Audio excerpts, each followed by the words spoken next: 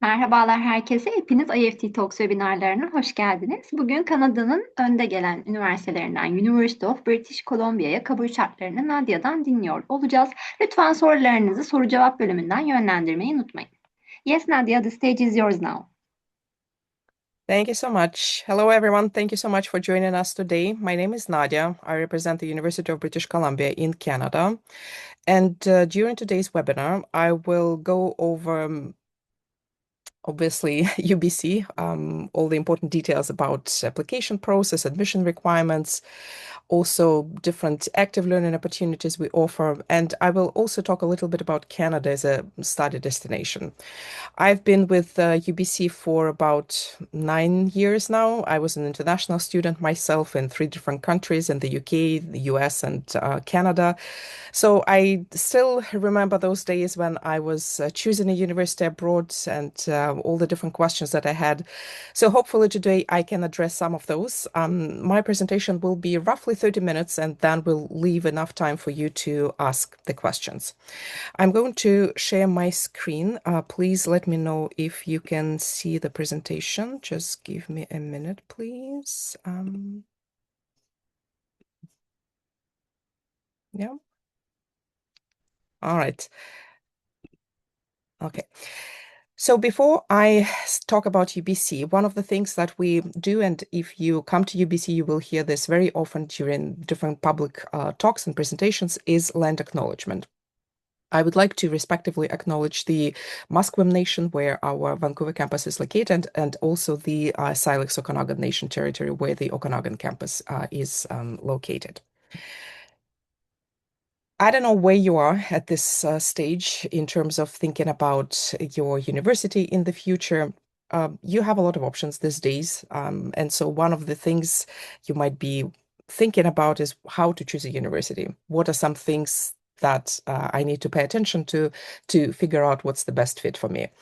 Personally, I recommend that you make a list, at least 3, maybe to 5 non-negotiable things that are absolutely important to you.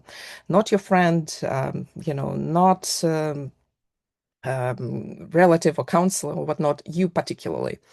When I talk to international students and ask them why they chose UBC, these are usually the 3 things that come up. We are known as one of the top research universities in the world.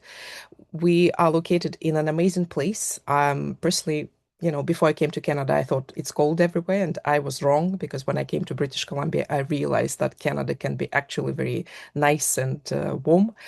And the third thing that students mention is the amount of active learning opportunities that we offer. Things like research, co-op, which is a paid internship for us, clubs, athletic teams, volunteering opportunities, exchange. So all those things you can find in one place, and that's what makes us unique in a way. Let's start with our rankings, in other words, academic excellence. I know that for a lot of students and parents, this is a very important thing. There are different rankings. They look at different things. We are usually ranked in the top 50 in the world. Some ranking systems would place us in 39th place, 37th. Others would say we're 41 and whatnot. So we just say we're in the top 50 in the world. We're in the top 3 in Canada. There are quite a few disciplines where we rank very highly in the world. One of the questions I usually get is about what is UBC known for in terms of academics? Like, what is this one program that makes you stand out? We don't have one program. We have over 240 different majors, and literally anything and everything you can think about, from engineering to science, from humanities to arts. We have a lot of niche programs like film studies, for instance. So it's literally up to you what you want to study. And the way it works at UBC, you usually have you have opportunity to make your degree flexible. Even if your main interest is, say, something in science, biology, math, or engineering, you can still supplement the main interest, the main specialization with a subsidiary interest. So to speak, for instance, maybe you want to study psychology together with math, or you want to study electrical engineering, but you're interested in business. So there is this flexibility that makes your degree interesting and valuable for your future career choices. We are also strongly ranked in sustainability. We have tons of different courses around environmental studies, climate change, and things like that. So again, if this is something you're interested in, you can look it up. UBC is also known as one of the most international universities in North America. And what it means is that if you come to study with us, you will be surrounded by kids from all over the world. You will have an opportunity to find friends from all over the world. And in a classroom, you will have a chance to see different perspectives because you will be surrounded by students from all over the world. All right. One thing that I strongly encourage you to think about beyond a particular university is also the overall country where you are going. Canada is one of the top countries in the world for the quality of life. It is very international. It was one of the first countries in the world to accept multiculturalism as its national policy, especially in large cities like Vancouver, Toronto. You will see that people are literally from everywhere. They speak different languages, they look different, and it really helps for somebody who comes from a different culture to integrate, to feel part of this very, very vibrant community. One other thing that attracts international students is that obviously a quality of education. We do have institutions that offer really high quality of education. You also have opportunities to work part-time as a student. You can do a co-op as part of your degree. You can stay in Canada for up to 3 years after you graduate. You will need to apply for a special work permit for this, but there are opportunities to not only get education, but also get work experience while you study and also after you graduate. So that was in terms of academic excellence. The second thing that we are known for, and I hear students bring this up a lot, is where we are located. As I mentioned earlier, before I came to Canada, I really was preparing myself for, harsh winters and very cold weather. And then when I arrived in UBC in British Columbia, I realized that Canada can be very, very different because if you look at these images, you can tell that nature is spectacular. Climate is actually very, very mild, specifically in British Columbia. In Vancouver, it doesn't really get super hot or super cold, and it makes outdoor activities very, very accessible. You really want to spend time outdoors, and if you come to us, I'm sure that you will get a bike because that's really a very nice way to move around. We have two campuses. It's the same university, it's just two different experiences. Vancouver is our larger campus, and Okanagan is a medium-sized campus.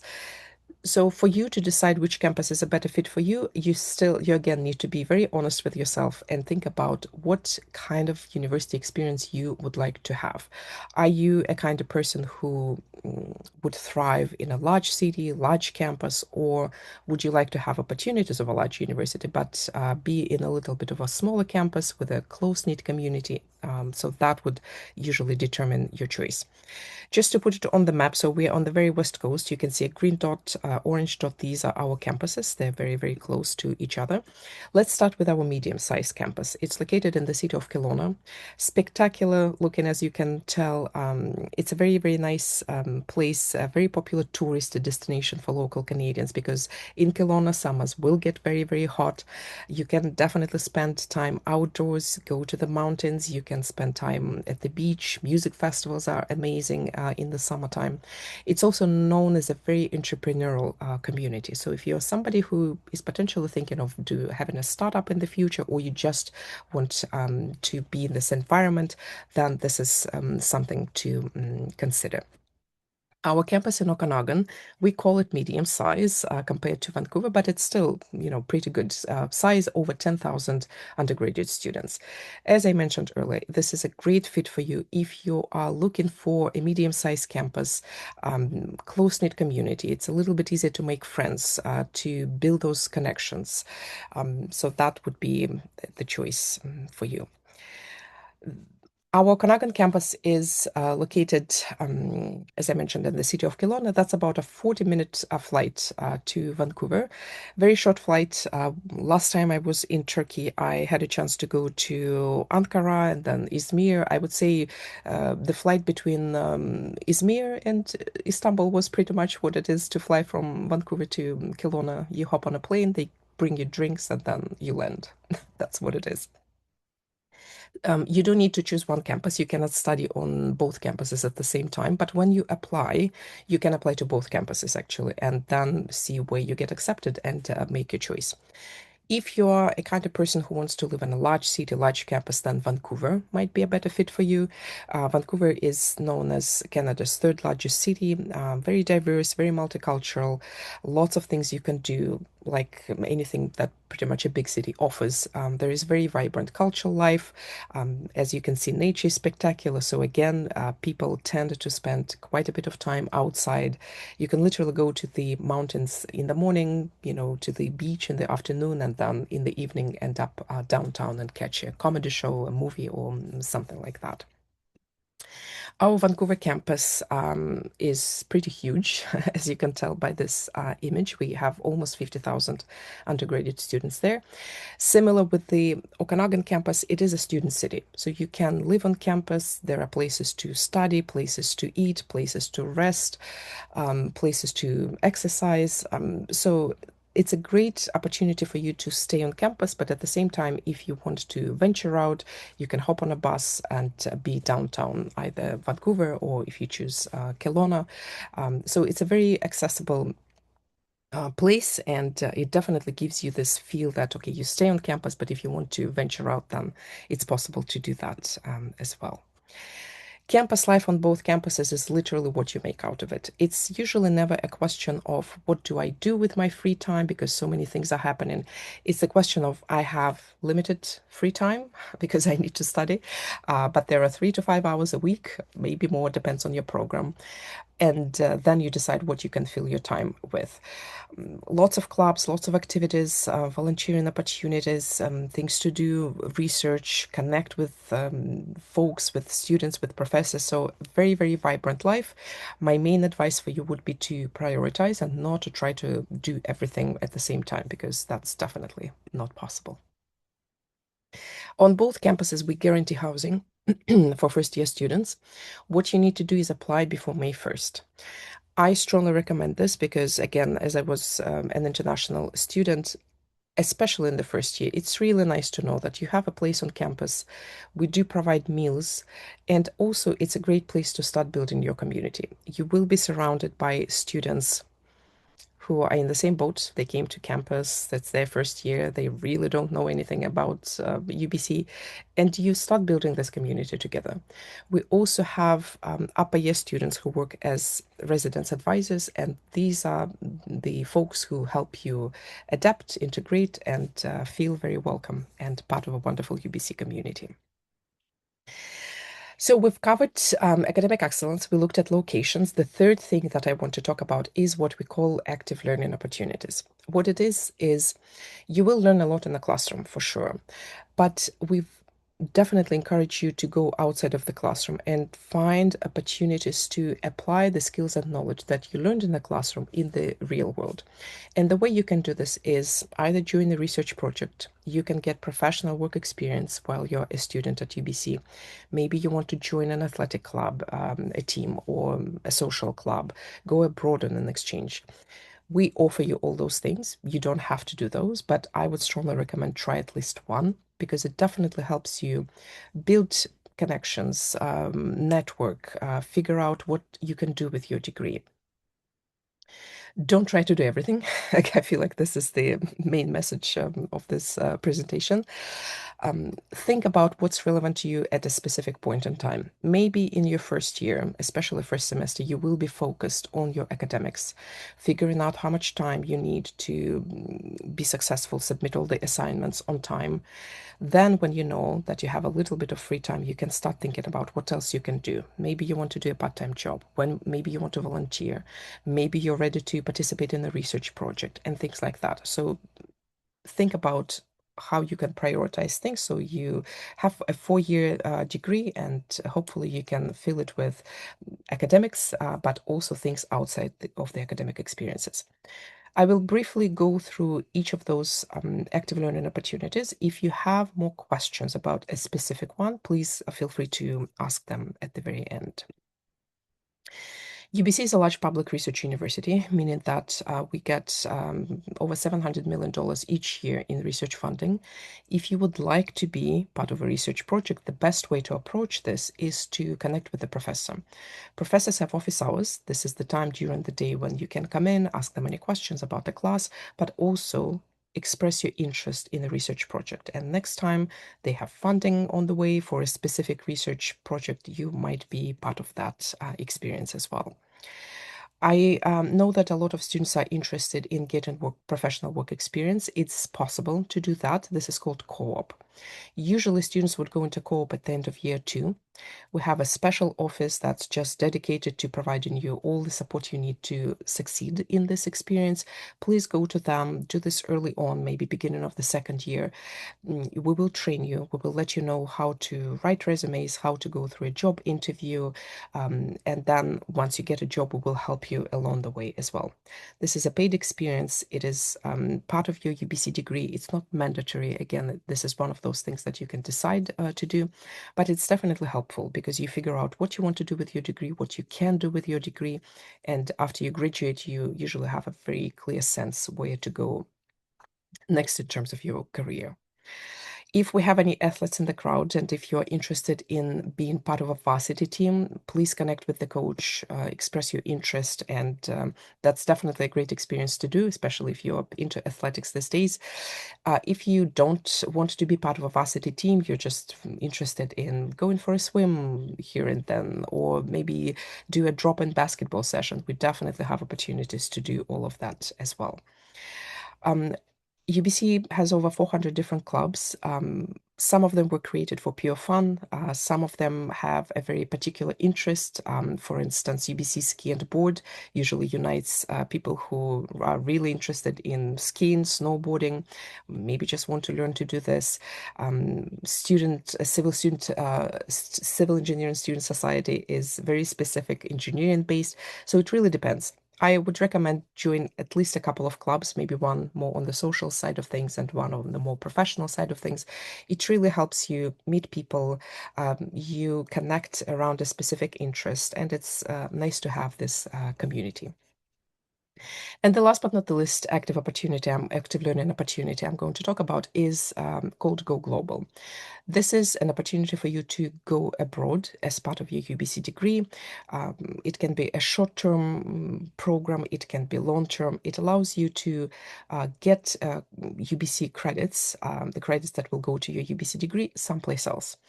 Some of those international components are built into degrees. For instance, we have a dual degree with Sciences Po, that's a university in France, and they specialize in political science, international relations. Or you can just decide at some point in life that you might want to go abroad and complete part of your degree there with one of our partner universities. All right. So before we continue talking and before I cover the academic side of things, I do want to mention that it's important for us that you are successful at UBC. Academics is one thing. Overall health and wellness is definitely a very important one. We do have a lot of support systems that goes not only about academics, but also that's true when we talk about health and wellness. Please be aware of those opportunities. Use them if you need them because they're there for your health. Studies can get stressful, so we are here to help. Feel free to just come to us, talk to us, and we will definitely support you in the best way that we can. A UBC degree is recognized worldwide, meaning that, as I mentioned, there are opportunities to stay in Canada for a little bit, get some work experience if that's something you're interested in doing. Excuse me. But if your ultimate goal is to go back, excuse me, to your country or try to build career in some other place, you can see that our alumni work all over the world, and it really shows that a UBC degree is valued around the world, and you can definitely do a lot of things with it. All right, so we covered UBC in terms of our rankings, our locations, active learning opportunities. Let's talk a little bit more about the academic side of things, what degrees you can have, and things like that. We have over 261 different majors. So a major is your specialization. Things like electrical engineering, psychology, math are all examples of majors. As I mentioned at the very, very beginning, we do not have just one program we are known for. We're a large public research university. We have a lot of different degrees. And when you apply, you actually apply for a degree. So if you're interested in mechanical engineering, you're not applying for mechanical engineering. You actually will apply for a Bachelor of Applied Science. This is our engineering degree. If you are interested in computer science, math, biology, things like that, you won't apply for those specific majors. You will apply for the Bachelor of Science. So think about broader category, a faculty that potentially administers this degree. Once you figure out what you want to study and on which campus, this is step one of the application process. The second step is to apply online. Once you're in your final grade in your high school, October of the year is when the application opens. So if you plan to come to UBC in September 2027, October 2026, which is not that far away, this is the time when our online application will open. In British Columbia, we have a system called Education Planner BC. This is a website where you go and you apply to universities, educational institutions within British Columbia. So this is just this one big application.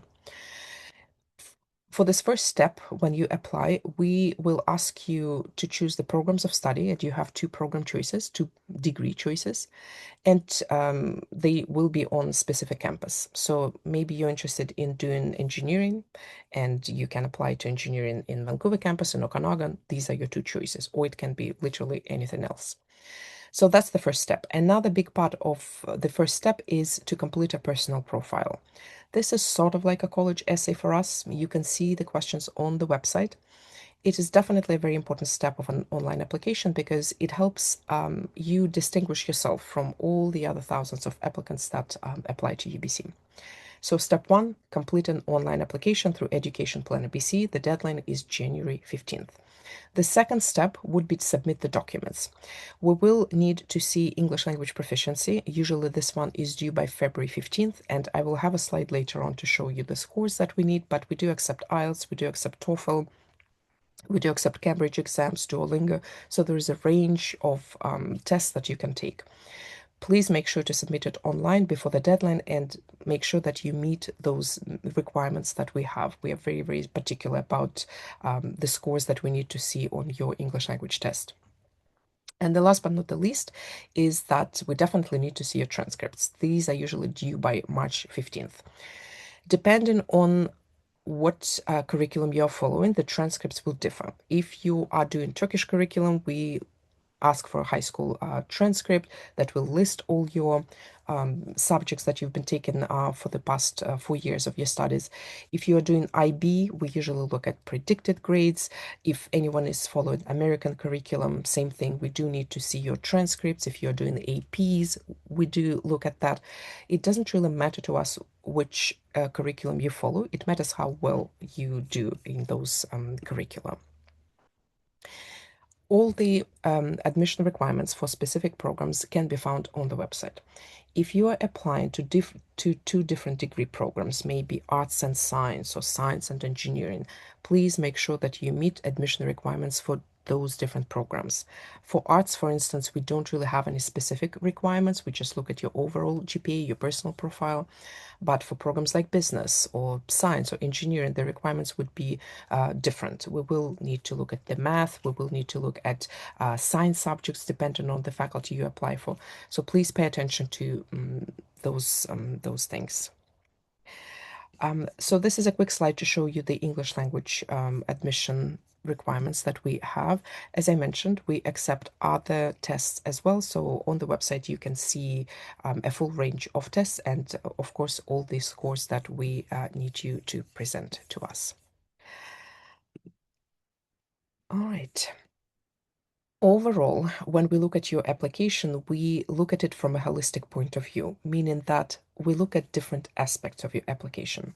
Your grades will definitely be very important to us. We will look at your overall GPA. Depending on the program you apply for, we are going to look at specific grades for specific subjects. For instance, for science, math, chemistry, physics are very, very important. We are going to pay attention how well you did in those specific subjects. If you're applying for a creative program, there is usually a portfolio involved. If you're applying for business, on top of general transcripts and your personal profile, there is also a video interview. So different components come into play. A personal profile is important for every program. We look at it not only for admission purposes, but also when we consider you for scholarships. All right. Hopefully UBC sounds like a very nice choice, and I think that one of the questions that everybody will be asking at this point is how much it costs to attend such a wonderful institution.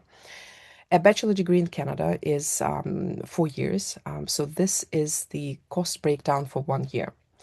We do have an online calculator because program cost will vary. This, what you see right now on the screen, is relevant for Bachelor of Arts, Science, Engineering, and Business will be higher. So please check the website. Luckily, we do have scholarships for international students. If we have any dual citizens in the audience, anybody with Canadian citizenship, the cost will be different for you and the scholarships will be different. If that's the case, please, if you fall under this category, please check the website. For international students, we do have two types of scholarships. There are merit-based scholarships and merit and need-based scholarships. Merit-based means that we look at your grades, we look at your personal profile. We do not ask you any financial documentation. We just look at the merit side of things. And we consider you for those automatically, meaning that once you apply to UBC, once you get admitted, that's when we will look at your application in terms of scholarship. Scholarships vary, the amounts vary. It can be a one-time award of ranging up to $25,000 a year. Sorry, just give me a second, please. There could be a renewable award where you get up to $25,000 for each year of your studies, so for 4 years. Again, you don't need to apply separately for these scholarships. We will consider you automatically. If you're interested in a full rate scholarship, it's called International Scholars Program, you do need to apply for that one separately. It's a much more competitive process. You do need your counselor's support because they can nominate only a certain number of students from school per academic year. This is a full rate scholarship. Potentially you can get up to 100% of coverage of all your fees, tuition, accommodation, living expenses, flights, and whatnot. But it's definitely much more competitive.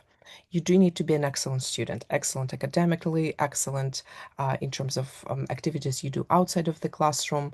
You need to show leadership potential.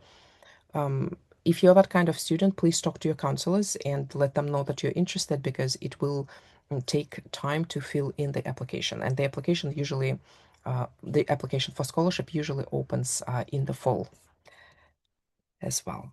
All right. If anybody is interested in music, I will just briefly mention that the School of Music has scholarships for its students. Athletics, same thing. We do have some scholarships. They're usually not huge, but you can, from what I've seen in the past, on average, students might get about $25,000. Sorry, 20-ish, $20,000 a year. If you choose Okanagan, the medium-sized campus, as your first choice, you will be automatically qualified for 2 of their scholarships. So there is an $8,000 renewables entrance award that you get if you choose Okanagan as your first choice, and obviously if you get in.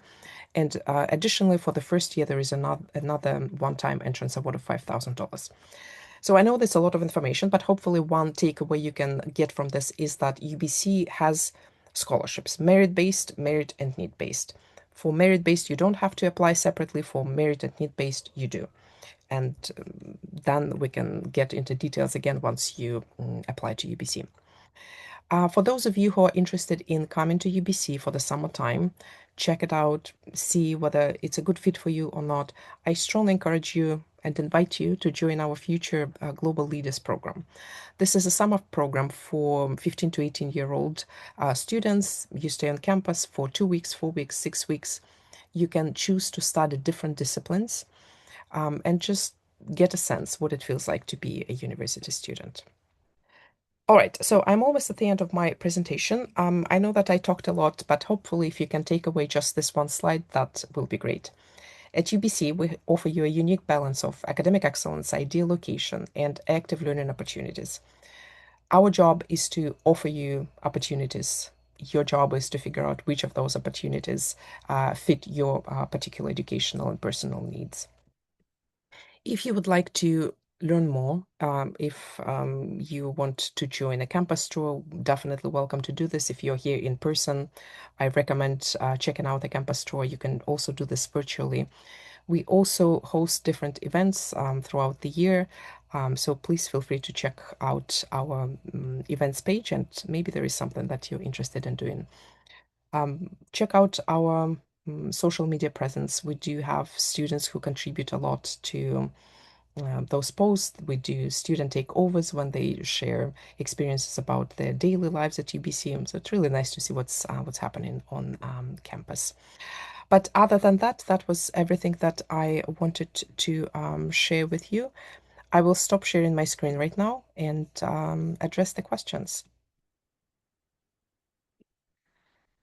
All right. Okay.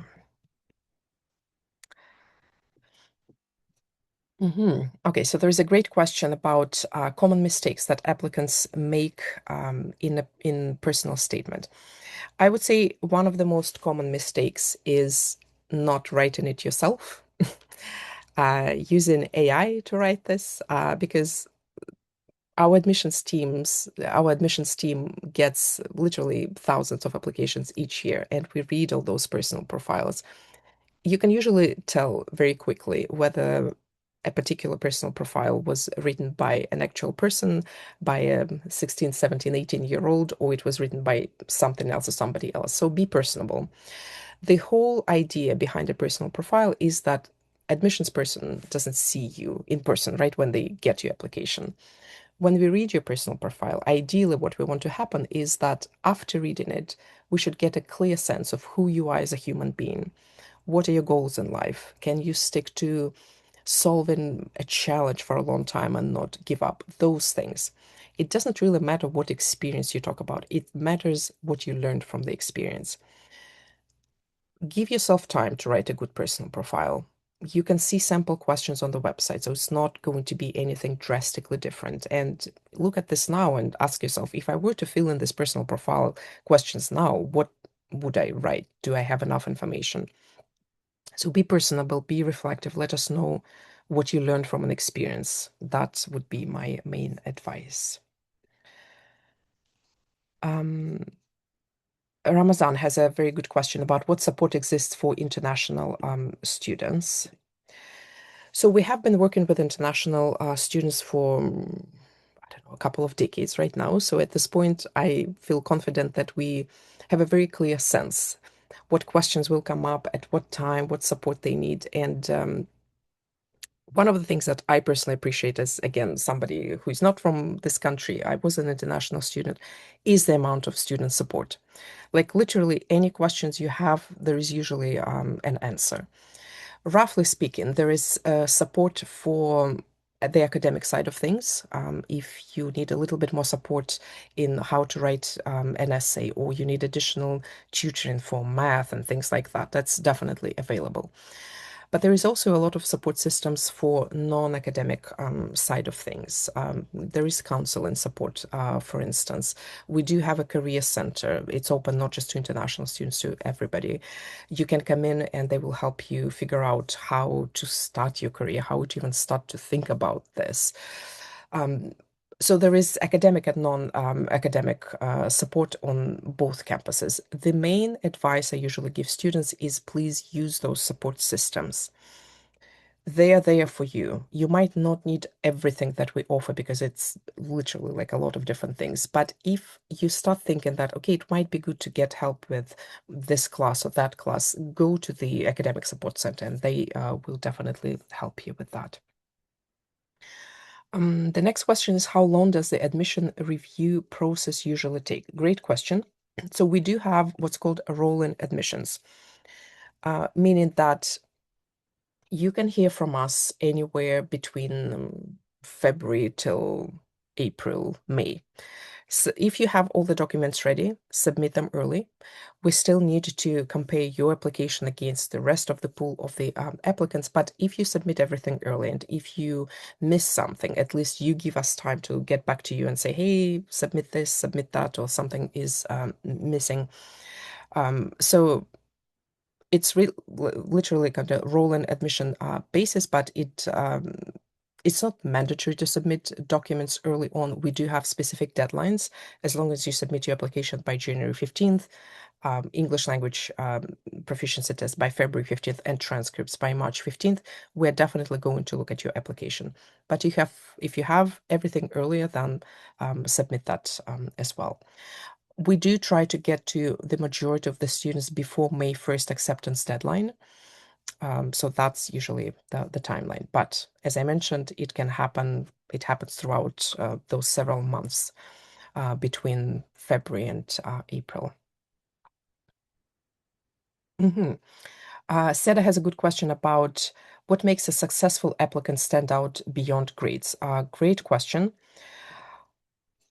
A personal profile is one of those areas where you can definitely stand out, because if you write it, hopefully you write it by yourself, your personal profile will be unique. Literally nobody else will have the exact same experiences. Even if you apply with a friend and you went to the same school and took similar activities and whatnot, what you learn from the experience is very important for us, and it is very personal. So pay attention to your personal profile. If you are applying for the business program, they also have a video interview, and your answers will also be unique as well. A great question about how flexible is it to switch majors or combine programs. It depends. Depends on what you're trying to switch from and to, at what stage of your educational experience you try to do this, and what exactly you try to combine.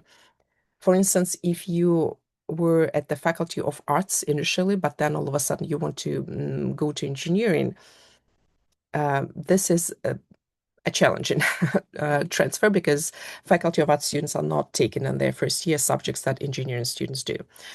But if you are, say, in a science-based faculty, okay, in the Faculty of Science, and then you decide that you want to go into something like maybe kinesiology, health studies, and whatnot, another faculty that also has a science background, that might be a little bit more doable. In terms of combining the programs, it really depends on what you want to do. Overall, we are rather flexible, and if you go to the website, you will see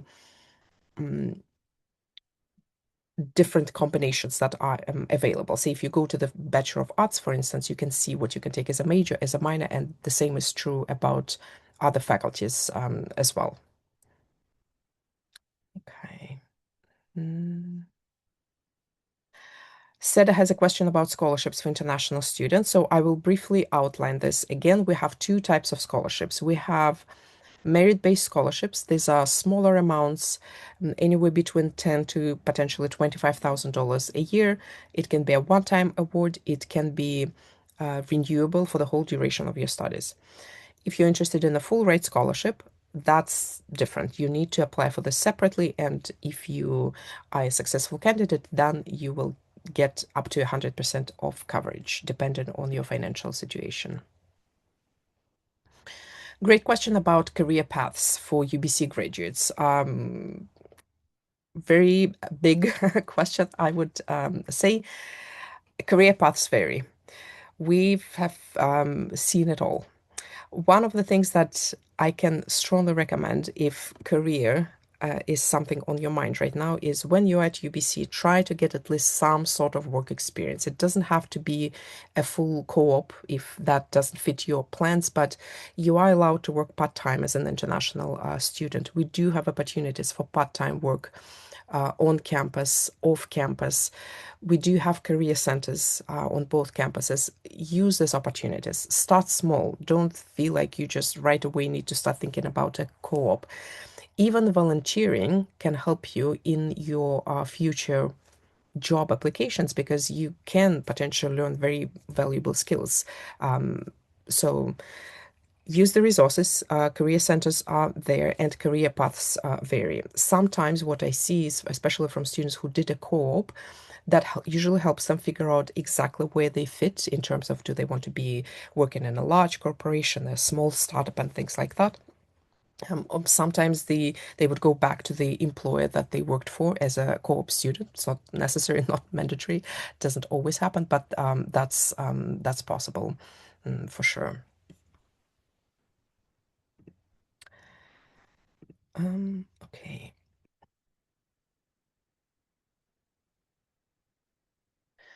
The next question is, you mentioned you moved to Canada as well. Do you think it's hard to adapt to the country being culturally different from yours? Great question.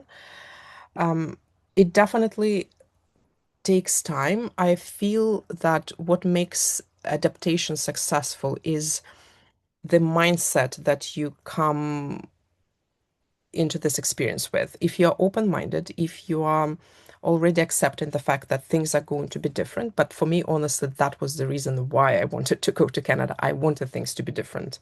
I wanted a different experience. Having an open mind helps because it will definitely take time. Certain things are going to be very different. Some things might be very similar. So having an open mind helps, but you definitely need time to adapt. And it matters, I guess, what previous baggage, metaphorically speaking, you come with. For when you come as a student, I find that this is a very nice transition period, especially if you do a 4-year degree. It is a substantial amount of time, and especially in a place like UBC, because it's so international, it's so supportive, you give yourself enough time to transition into life in a different country, regardless of whether you plan to stay there for longer or not. But you do need to be proactive because nobody's going to tell you, okay, you absolutely need to join this club or use this opportunity. The opportunities are all around you, but a student, a particular individual, needs to take a little bit of initiative and find for themselves what they need to make their life more comfortable, so to speak. But yeah, so it takes time, but I feel like open-mindedness is usually, at least that's what helped me, and I feel like it made the whole process much easier for sure. Pinar is asking about, do you offer online PG courses? Is PG postgraduate? We do have a grad study school. I cannot advise about this, unfortunately, because I just do the undergraduate studies. So if you're interested in postgrad, then you can go to the website grad.ubc.ca. Yeah. And then you can find all the questions, sorry, all the answers there. Okay, I think there is another question from Bernard. Are there the scholarship opportunities that international students can apply after into UBC and second year? Okay, great question. Yes, the short answer is that there are some scholarships available for after you are done with year one. They vary. They depend on the faculty. Sometimes there are alumni who set up scholarships or third parties and whatnot. Excuse me. We do have a website. Again, there is a website for everything where you can check out some scholarships that are there. Usually they are not huge. I would say the biggest one that we offer are through this entrance awards program. But yes, generally speaking, there are some scholarships that are available. They might be for specific faculty, for specific major that you take. Okay, I think these are all the questions that I see in the Q&A. If anybody else is interested in asking anything else, please go ahead.